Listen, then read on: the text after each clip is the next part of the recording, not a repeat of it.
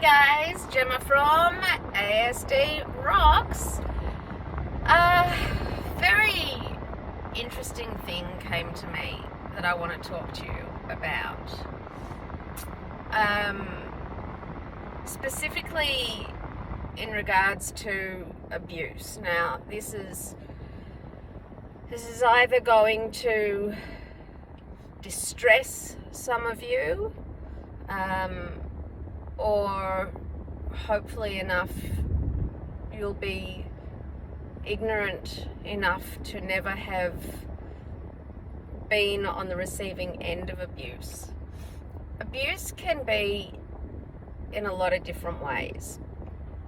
You can be sexually abused, mentally abused, physically abused. We all know the kinds of abuse, and it can be family, it can be strangers, it can be all sorts. And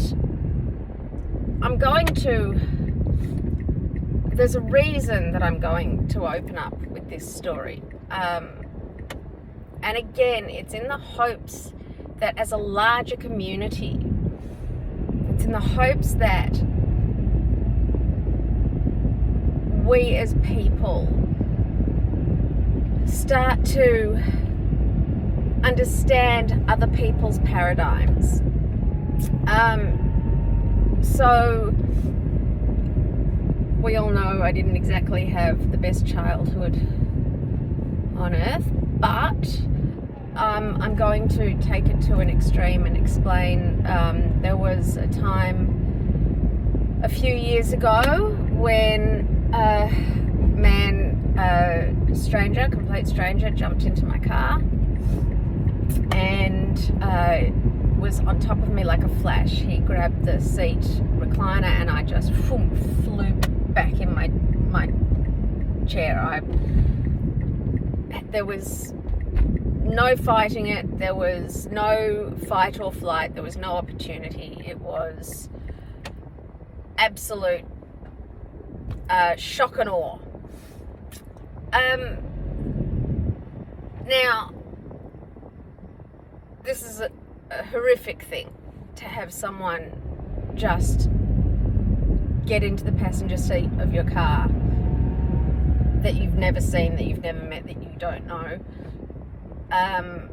or even that you do know, and try to sexually attack you, or to sexually attack you. But this is not the point of my story. The point of my story is that after, I'm not sure how long it was, there was a couple of years ago, there was a news feature about a bus driver who had to kick off one of the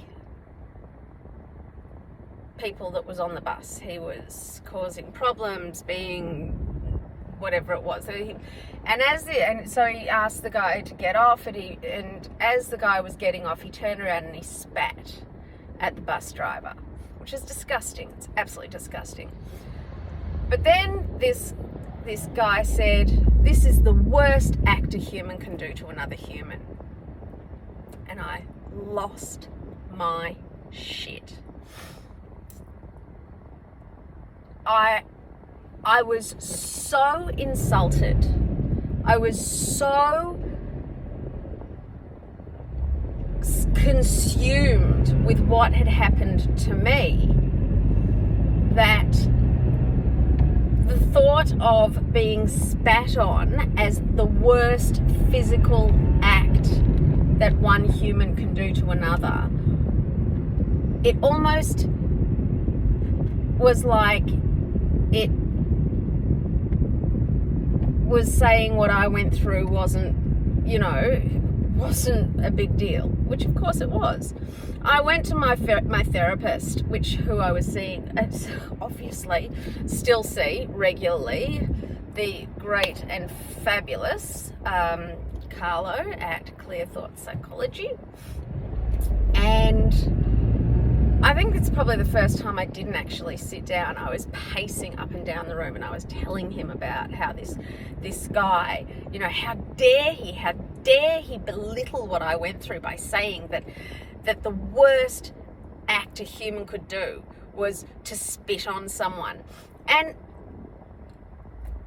in his infinite wisdom, Carlo explained something to me. And he said, you know, Gemma, you've experienced something up here and traumatic, which makes other experiences seem like this. But each person's trauma is just as valid. He said, this person has experienced on your thing something here, but to them, because they've never experienced anything worse, that is just as traumatic as what you went through. Every person's trauma is valid. And it made me realize that my pain didn't hurt any more than his pain hurt. I didn't have a right to feel more pain. Our pain is our pain, and our trauma or our abuse or whatever we've been through, it's as bad as it can be because we have nothing else to compare it to. So you know, if you've been abused as a kid by, you know, family, or if you've been, you know, in a domestic violence situation, or a mental domestic violence, I guess I'll call it.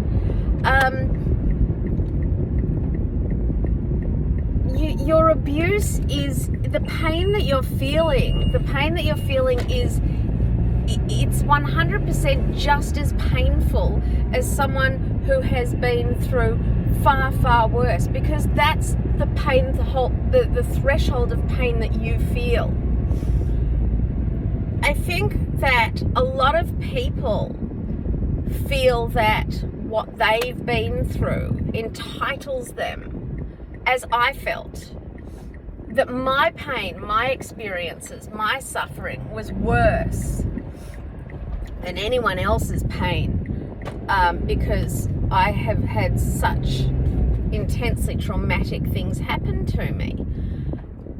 But my pain is no worse than anybody else's pain who doesn't have a bruise to show it, or you know, whatever people are holding on to from their lives, all this pain, whatever people are holding on to that happened to them either as kids or adults or adolescents, whether it's betrayal by someone that you knew or whether it's, you know, by a stranger, they all need to be worked through, and it all needs to be cleared and processed. But your pain is no worse than mine, and my pain, my trauma, my abuse is no less than yours. I don't have, you know, the rights to, you know, I don't have the patent on, oh, my trauma is way worse, my trauma, you know, it's not a competition. Trauma is trauma, and what you've been through is just as valid as what I've been through, because that's the experience of the levels, you know, that we each have had. So if someone appears traumatized by something, and in your world it's not that big a deal because you've experienced more, try to remember that they haven't experienced more. So to them, It is the worst that it could possibly be. It is the worst that it could possibly be. And try and be understanding and try to be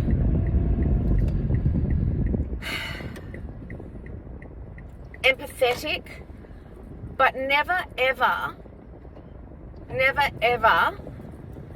think that your pain is worse than someone else's, because abuse is abuse and trauma is trauma, and we're all suffering. There's something we can all think of, and hopefully there isn't something we can think of, but I would really like you to just consider that someone else's pain, don't let them tell you that they've been through worse and therefore your trauma is littler, less, because that's your pain. Own it, work through it. You may never get rid of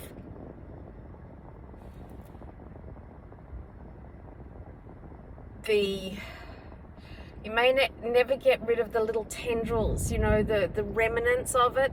Memory won't go, but you'll get better each day. And I really, really hope that this has touched a few people or helped a few people understand in regards to patience and empathy and things like that. So, ASD rocks, guys.